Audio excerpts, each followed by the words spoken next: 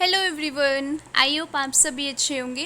तो जैसे कि हमारी बुक चल रही है BPCC 101, जिसमें हम यूनिट 3 तक हम कंप्लीट कर चुके हैं। आज हम यूनिट 4 करने वाले हैं, ब्लॉक 2 का, जिसमें हम प्रिसेप्शंस के टाइप्स एंड एरर इसमें हमारा टॉपिक रहेगा। मतलब इसके बारे में थोड़ी सी और डिटेल में हम पढ़ेंगे, क्योंकि यूनिट 3 में भी हमने प्रिसेप्शन के बारे में ही पढ़ा था। तो इसमें भी कुछ टॉपिक्स हैं जो हमें कवर करने हैं।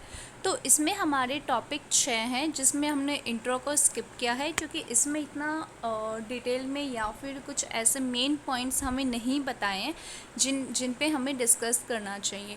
तो हम पहले टॉपिक देखते हैं, perception of depth and distance. अब इसका क्या है, तो इसमें क्या है ना कि देखो, डेप्थ परसेप्शन रेफर करता है हमारी विजुअल एबिलिटी को।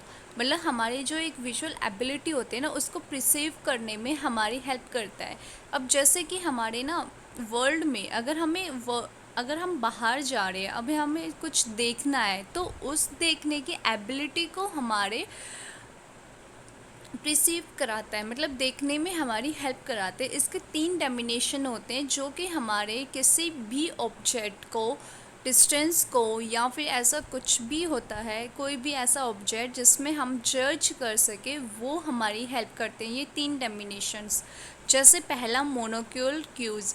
तो इसमें क्या है कि ये हमारे जो ब्रेन से रिसीव, मतलब हम जो आँखों से देखने के बाद फिर हमारे जो ब्रेन से हमें जो इन्फॉर्मेशन रिसीव होती है, उसको हम मोलिक्यूल क्यूज़ बोलते हैं। ठीक है।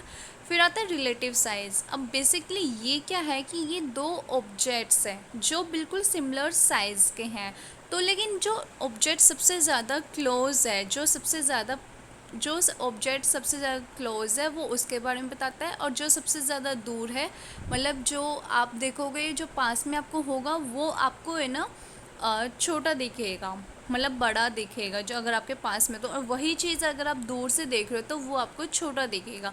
तो मतलब क्लोज और लार्ज लाइज साइज़ का ये भी है कि हम किसी भी ऑब्जेक्ट को क्लोज से देख सकते हैं, या फिर हम उसे बहुत, चूँकि हम क्लोज से देखें तो उस चीज़ को हमें ना ज़्यादा बड़ा एज्यूम करते हैं कि हमारे सामने। जैसे हम पत्थर के बारे में बात करें, तो हम अगर पत्थर हमारे सामने रखा है तो वो हमारे लिए बहुत बड़ा है, और जैसे ही हम उस पत्थर को हम बहुत दूर रख देते हैं और दूर से देखेंगे तो वो बहुत छोटा हमें दिखता है। तो ये रिलेटिव साइज़ है कि वो साइज़ का डिपेंड हो जाता है, बट वही है कि हम उसको देखने का तरीका हमारा जो है ना, वो डिफरेंट हो जाता है 2 तरीके से, एक पास से और एक दूर से। ओके, ठीक है। फिर उसके बाद कुछ और पॉइंट्स भी आते हैं, जैसे नहीं, इसके अंदर जो आते हैं ना पॉइंट्स हमारे, जो कौन सा पॉइंट था, रिलेटिव साइज़ के अंदर हमारे कुछ पॉइंट्स आते हैं, जैसे टेस्टर्स, एरिगर, लीनियर, ये सारे हमारे इसी के अंदर ये पॉइंट्स आते हैं। ठीक है। फिर आता है बाइनोक्यूलर क्यूज़, जिसमें हम क्या है ना कि जो भी हमारी जो इंफॉर्मेशन है, क्यूज़ है, जो रिसीव करते हैं हम अपनी आइज़ से। ठीक है। दोनों आइज़ से जो हम चीज़ें रिसीव करते हैं, उसको हम बाइनोक्यूल बोलते हैं। ठीक है। ये बहुत ज़्यादा पावरफुल होता है। अगर हम मोनोक्यूल से बात करें तो ये सबसे ज़्यादा पावरफुल होता है हमारे लिए। ठीक है। अगर हम किसी से भी कंपेयर करते हैं तो स्पेशली जो हमारे 2 ऊपर के पॉइंट्स थे, डेमिनेशंस थे, उनसे ज़्यादा सबसे ज़्यादा पावरफुल हमारा बाइनोक्यूल है। ठीक है। ओके। तो हमारा नेक्स्ट टॉपिक आता है मूवमेंट परसेप्शन। मूवमेंट परसेप्शन क्या होता है, ये हमारी एबिलिटी को जज करता है। लाइक हम किस मतलब कोई भी मतलब किस तरीके, कौन सा डायरेक्शन है, उसको जज करने में हमारी हेल्प करता है। मतलब हमारी एबिलिटी है होती है कि हम डायरेक्शंस को जज करते हैं कि हमें किस साइड जाना चाहिए, हमारी स्पीड क्या होनी चाहिए उस ऑब्जेक्ट की, उसको किस तरीके से करना है। तो साइकोलॉजिस्ट के अकॉर्डिंग हम जब ये ट्राई करते हैं, क्वेश्चंस आंसर्स करते हैं कि तो उनके लिए कुछ 4 फैक्टर्स होते हैं जिन्हें हम इसके अंदर आपके इंक्लूड होते हैं। जैसे रिटेनल मोशन हो गया, मोशन आफ्टर एन इफेक्ट का हो गया, इंड्यूस मूवमेंट हो गया, अपरमेंट मूवमेंट हो गया। तो ये हमारे 4 ऐसे मूवमेंट्स होते हैं जिन्हें हम क्वेश्चंस और आंसर्स करके हम किसी के भी मूवमेंट, मतलब किसी के बारे में हम थोड़ी बहुत डिटेल्स में हम इंफॉर्मेशन ले सकते हैं।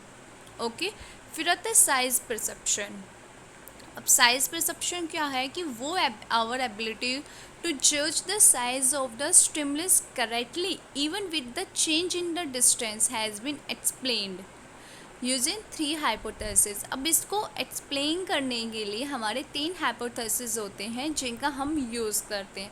सबसे पहला साइज डिस्टेंस इनवेरिएंस हाइपोथेसिस, जिसे हम SDIH के नाम से जानते हैं।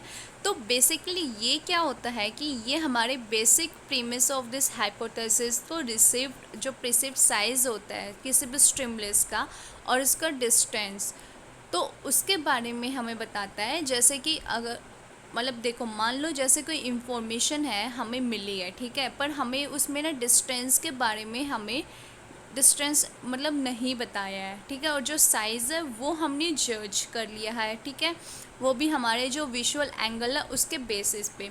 तो अब क्या है कि उसके बारे में अब हमें वो जो साइज़ और डिस्टेंस है उन दोनों का पूरा वो निकालना है। तो उसके लिए हमारा एक फॉर्मूला होता है जो आपको स्क्रीन पे दिख रहा होगा, S/d = F। अब ये क्या है, F हमारा थीटा साइन होता है जो हमारा विजुअल एंगल होता है, और S मतलब हमारा प्रिसिव्ड साइज एंड D मतलब हमारा प्रिसिव्ड डिस्टेंस। अब इसमें से अगर हमारा D है जो डिस्टेंस मिसिंग है, तो हम उसको निकालने के लिए हमारे पास दो चीज़ें तो है, एक साइज़ भी है और विजुअल एंगल भी है जो हमने देखा है। तो अब इन दोनों के बेसिस पे हम डिस्टेंस को ईज़िली निकाल सकते हैं, तो इसका कोई असर नहीं होता है, ठीक है। तो ये होता है कि इसमें हमें एक इंफॉर्मेशन मिल जाती है, एक आइडिया मिल जाता है कि क्या चीज़ें हैं, क्या हमने देखा है उसके बारे में, क्या डायरेक्शन मतलब क्या डिस्टेंस है, क्या साइज़ है जो हमने अपनी आंखों से देखा है। ओके, फिर आता है फैमिलियर साइज थ्योरी क्यू। अब ये वाला जो क्यू है इसमें क्या है कि हम इसमें सिर्फ यूज टू जज not only size but also the distance and depth of the stimulus. मतलब हम इसमें सिर्फ साइज़ के बारे में बात नहीं करते हैं, हम डिस्टेंस के बारे में करते हैं और इसका बहुत डीप में जाके करते हैं। जैसे कि हमें पता है कि हमारा जो विजुअल एंगल है वो हमारा स्टिमुलस को डिक्रीज़ करता है, वो भी डिस्टेंस के साथ। जैसे अगर हमें मतलब कोई चीज़ दूर है तो उससे हमारा जो एंगल है जो हम देखना चाह रहे हैं, तो उसको देखने का जो मतलब डायरेक्शन के अकॉर्डिंग हमारी जो विजुअल एंगल है वो हमारी कम हो जाती है, ये तो हमें पता है। तो अकॉर्डिंग दिस थ्योरी, इस अकॉर्डिंग हमारा ये बोला जा रहा है कि जो साइज़ इन्फ्लुएंस है और साइज़ परसेप्शन है, मतलब अगर हम साइज़ का देखें तो वो हमारे इन्फ्लुएंस करते हैं साइज़ परसेप्शन पे, और वहीं पे हमारा टर्न होता है इन्फ्लुएंस भी, हमारा जो डिस्टेंस होता है ना वो भी साथ में इन्फ्लुएंस होता है। देखो जैसे मैंने फॉर एग्जांपल आपको वो पत्थर का बताया था कि हम जैसे पत्थर को पास में रखेंगे तो उसका जो साइज़ है वो बड़ा हो जाएगा और डिस्टेंस भी कम हो जाएगा, और जैसे ही हमने उस पत्थर को थोड़ा दूर रख दिया, डिस्टेंस में रख दिया, तो वो हमें दिखने में भी छोटा हो जाएगा और हमारा जो डिस्टेंस है वो भी हो जाएगा।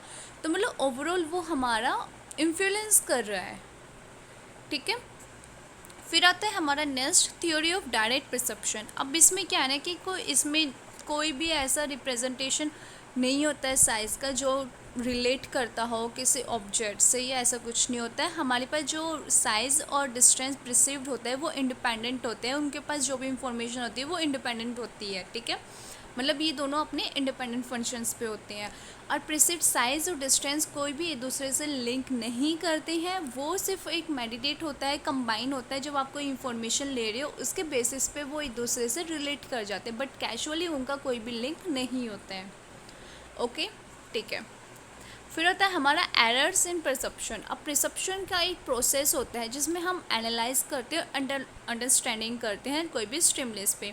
तो मैनी टाइम्स ऐसा होता है कि हम प्री जजेस करते हैं इंडिविजुअल्स पे, तो टाइम ऑफ परसेप्शन पे ना हमारा काफ़ी ऐसे मतलब प्रॉब्लम्स आ जाती हैं। जैसे परसेप्शन का टाइम्स का हो गया, अनफेवरेबल बैकग्राउंड्स हो गए, लैक ऑफ क्लैरिटी हो गई, किसी भी स्टिमुलस को लेके कन्फ्यूजन हो सकता है, कॉन्फ्लिक्ट्स हो सकते हैं माइंड में। तो ऐसे बहुत सारे फैक्टर्स होते हैं जिनके रिस्पॉन्सिबल्स हमारे एरर हो जाते हैं। तो ऐसे ही दो टाइप्स के एरर होते हैं, एक इल्यूशन है, एक हेलोकेशंस। तो ये दो टाइप्स के हमारे एरर्स होते हैं, और इसी का एक टाइप्स ऑफ हमारा नेक्स्ट टॉपिक आता है ये वाला। तो इसमें क्या है ना कि इसमें हमारा ये है कि जो प्रोसेस होता है परसेप्शन का वो हमेशा फुल प्रूफ नहीं होता है कि हमें सारी इन्फॉर्मेशन पता है, नहीं पता है। कई काफ़ी बार ऐसा होता है कि हम मिस्टेक मतलब गलती कर देते हैं। कई बार हमारे पास वो एक एग्जैक्टली इंफॉर्मेशन नहीं होती है, मिस प्रिंट हो जाती है इंफॉर्मेशन कहीं से।